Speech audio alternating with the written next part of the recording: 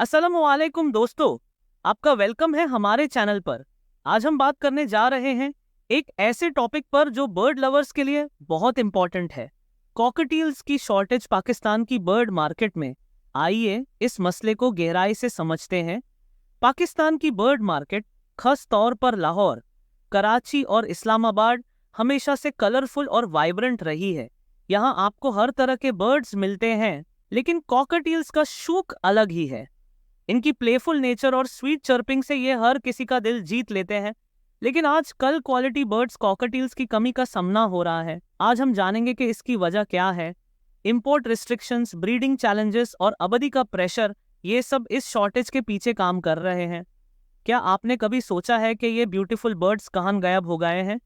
हमने देखा है कि पिछले कुछ महीनों में कॉकटेल्स की डिमांड में तो इजाफा हुआ है, लेकिन सप्लाई उतनी नहीं है। ब्रीडिंग में भी कई चैलेंजेस हैं। मकिया है। ये सुनकर हमें समझ आता है कि लोकल ब्रीडर्स कैसे स्ट्रगल कर रहे हैं। क्या आप भी इन बर्ड्स की कमी महसूस कर रहे हैं? तो अगर आप कॉकटेल्स रखना चाहते हैं या उन्हें अडॉप्ट करने का सोच रहे हैं, तो ये कुछ टिप्स हैं। इनकी केयर, डाइट और सोशल नीड्स को समझना जरूरी है।